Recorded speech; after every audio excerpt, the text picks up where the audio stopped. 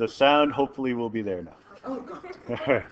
So go to Geogebra.com and sign in. Click on the following link. So that brings us to this. We want to sign in. If you have a Google account, then you could just click on sign with Google. Sign in with Google. Ideally with your own Google account. All right. And then we want geogebra.org/graphing. So if you want, you can click on this link. It'll take you there after you sign in. It seems kind of like a weird extra step, but it's probably the easiest way to go. Or you could just tack it right onto the address bar. Or you can click on a little waffle there. We call it a waffle, as opposed to a hamburger. And click on graphing calculator. So any one of those ways will get you where you need to be.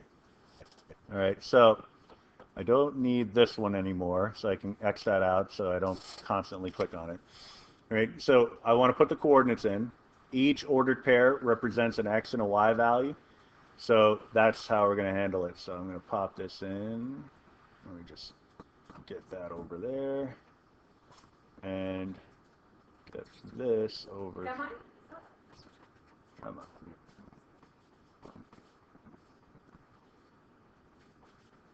A little split screen action here so I can see them both.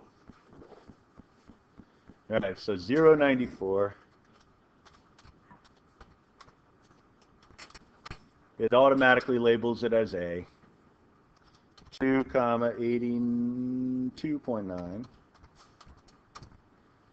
4, 73.6. 6, 5.7. 8, 49.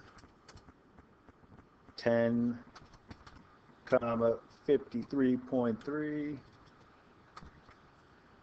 12, 48.5. And 14, 44.4. Got it eventually. I screwed something up there. What happened here? I just clicked on the wrong thing. Delete it. If you ever put anything in that you want to get rid of, it's probably a good thing that I make a mistake every once in a while. Click on those 3 dots. You'll see duplicate, which is a good feature, but delete if you want to get rid of something. Just wipes out the entire thing so you don't have to try to go back and delete it part by part. All right. So we have that. Settings icon in the upper right-hand corner to adjust the window, right? Because I can't see any graph. I mean, I can start scrolling around here until I see some points. That's one way to do it. So I'm just rolling the wheel on the mouse. I mean, if you want to do it that way, that's fine. It doesn't always do the best job. The best way to do it would be to go to settings. All right, we go to settings again. Then you have an X min, X max, Y min, Y max, and you can tailor it to the information that you have. So 0 to an X max of 14, so I'll say 15.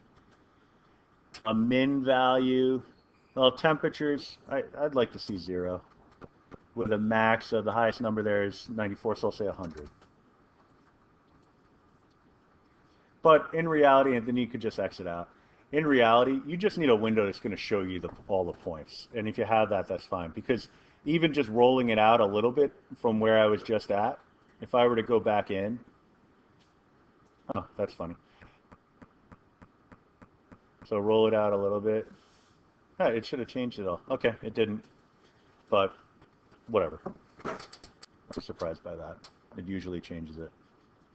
So we have our data in. We're looking at the trend. We see that it looks maybe like it might be nonlinear. Maybe you could slap a line through that, but it does look like it's got a little wiggle to it. So we want to figure out what kind of wiggle. So we're going to work on a linear, second-degree polynomial, and exponential regression model. So we start with a fit line.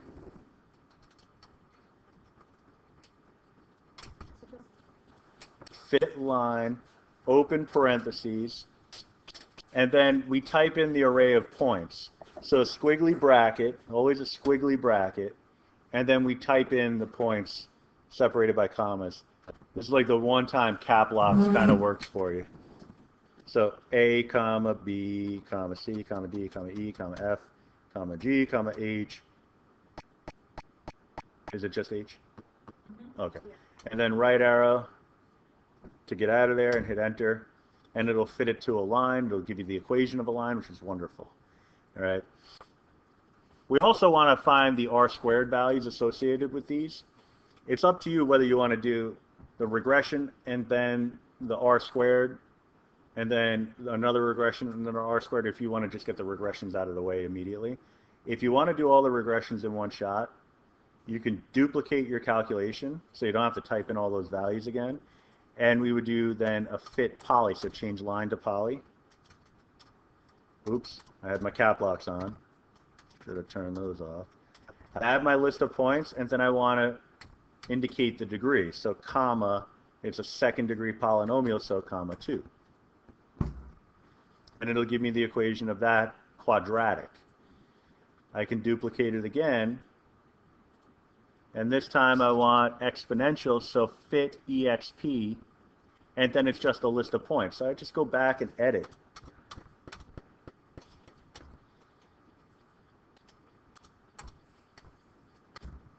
And it gives me all my stuff here. And so it becomes a question of, do I want to look at them all at the same time? Do I want to look at them one at a time? In this case, it's really more procedural than anything else. So we can just leave this as is, even though it looks kind of messy. So R squared values, I'm going to do R squared, and then the list of points and whatever function it is that I'm working with. So open parentheses, the list of points again, A, comma, B, comma, C, comma, D, comma, E, comma, F, comma, G, comma, H. And we had a function, it was probably the first one, I didn't look back, but it's probably F. So comma F gives you the R squared for that. I'll duplicate that. So that should be the linear function. So my fit line was labeled as F. So R squared for these points using this line. Now, if I duplicate this, I can do the same thing for G and H. So just go back, change the F to a G. Duplicate it again. Go back and change the G to an H. So then, just looking at it, you can see that I have 3 separate R squared values. One is better than the other 2. The one related to G has a nicer value than the ones related to F and H. So let's turn off F and turn off H. It's telling us that this is the best model for these data mathematically. In terms of the context, maybe not. You know, maybe there's something about this function that doesn't make sense logically in this situation, but for now we're just going to assume, I wanted to go like that. For now we're just going to assume that it's going to work. So for rounding, we have a full-blown decimal here, so it looks like my rounding is fine. If not, you would click on the 3 dots in the input field, go to settings, right? In the upper right-hand corner, you have another little settings tab, and then you can decide on your rounding. 10 decimal places. You can go significant figures if you want, but 10 usually ends up being pretty good. All right, so make that adjustment if you need to. If not, then you obviously don't have to worry about it. All right, for number 7, we're using Geogebra to evaluate a function. So I would want to, the example here was find f of 3, but I'm using the g function. That's what we decided on based on the r squared. So it says using the best fit model, the one with the best r squared value, that's g, evaluate the function at x equals 10. So I'm going to write g of 10 and hit enter, and it gives me that number. We should all get that number. So if you get something other than 50.6607, you either used the wrong function, typed in the data incorrectly, or I just screwed this up. Hopefully I didn't screw it up. All right. It could also be used to solve a function for a particular value. Enter the command. Oh, I said not to do that part? Okay. So then don't worry about that part. Right. In this case, it will give you an error because it never crosses the x-axis. And so it ended up being kind of a meaningless question. So, but I didn't want to replace it with a equally meaningless one. So yeah, get rid of number 8. All right. So then we would save this. First, give it a name. Save it as whatever you want, because I'm not going to see this. Have it on shared or public. Public is better. You run into less trouble there, but shared will also work. Then after you save it, share it. It'll give you a link. Copy the link. Then you open the Google Doc.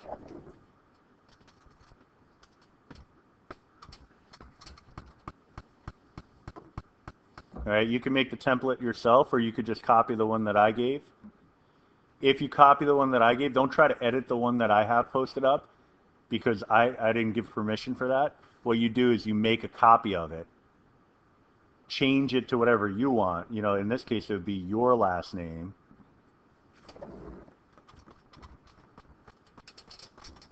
The course that you're in, SATA, Stat, Fall 2018. All right, so I would copy it, save it. Now I have a fresh new one. And then I could paste in the link that I got from Geogebra. That's my first part. So then I'm good with this. It's saved. I want to do a new one. Now for the second part. That's the trig related one. So the numbers 1 through 12 and their corresponding values.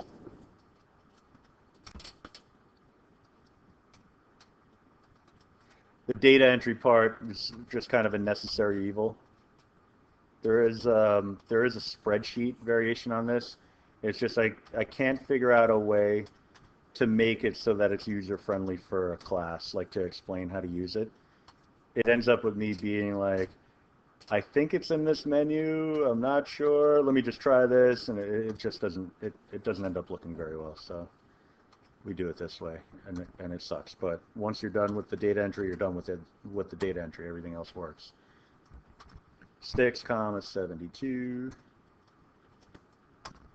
7, 76.8. 874, 970 and a half, 10, 60 point, well, 64.1, 11, 46.6, 12,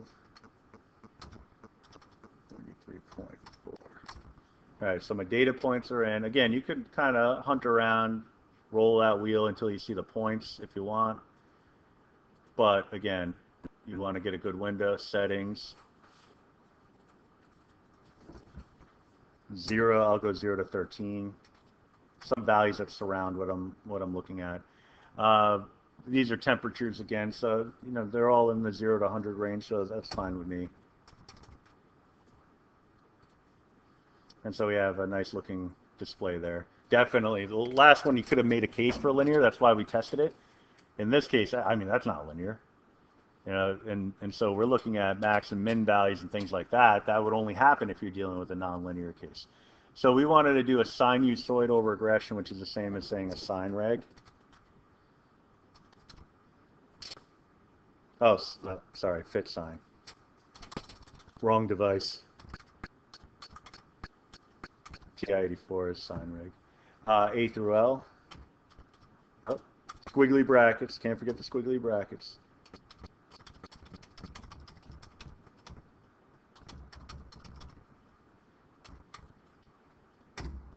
And there's our trig function that fits the data set. All right. Well, it doesn't fit it perfectly, but it fits it well enough. Nobody's looking at this and saying, that's a completely inappropriate way of representing the data. It looks like it's good enough. All right. So what we would want are the roots, which in this case we should get no solution because it never crosses the x-axis. But again, it's a skill that we want to kind of at least get comfortable with at some point.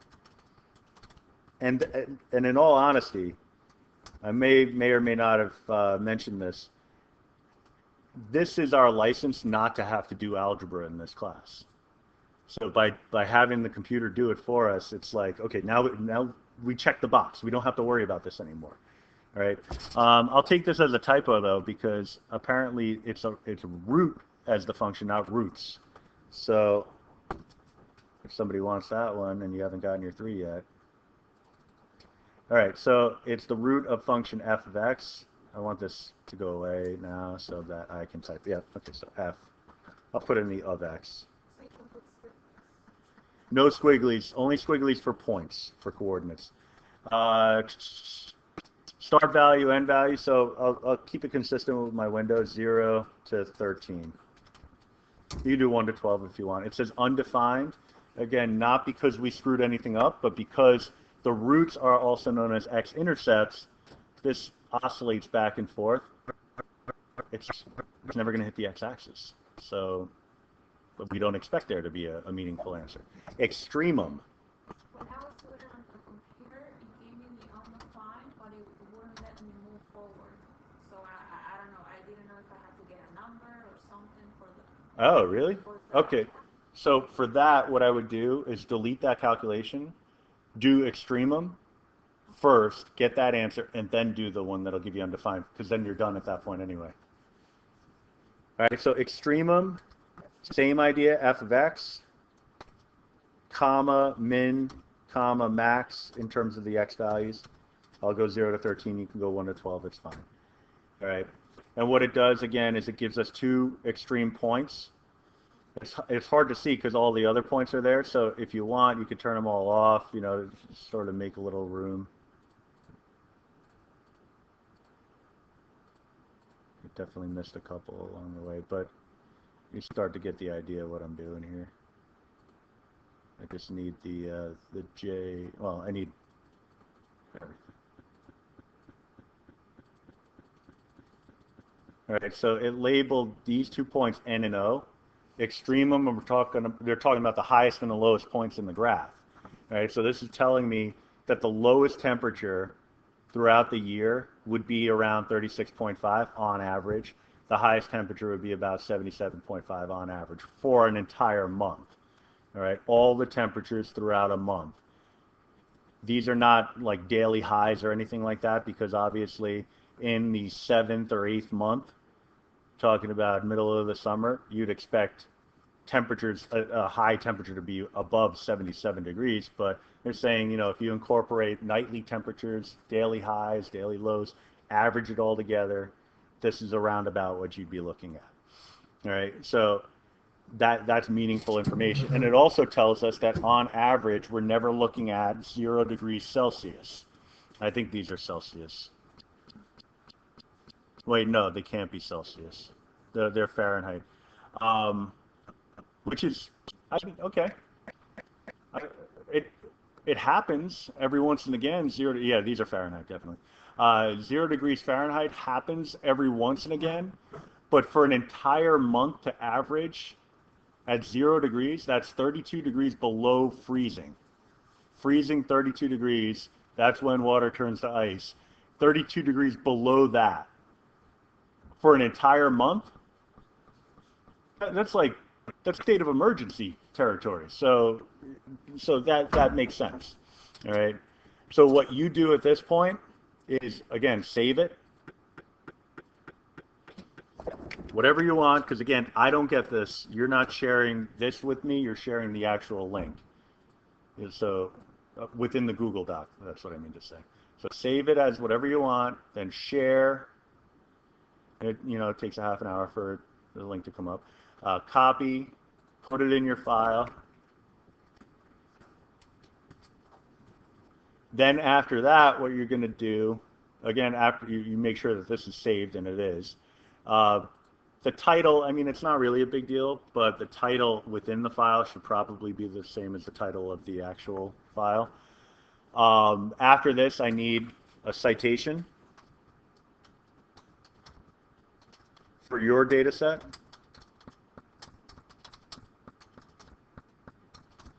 So whatever that is, and then another link, new link from Geogebra for your data.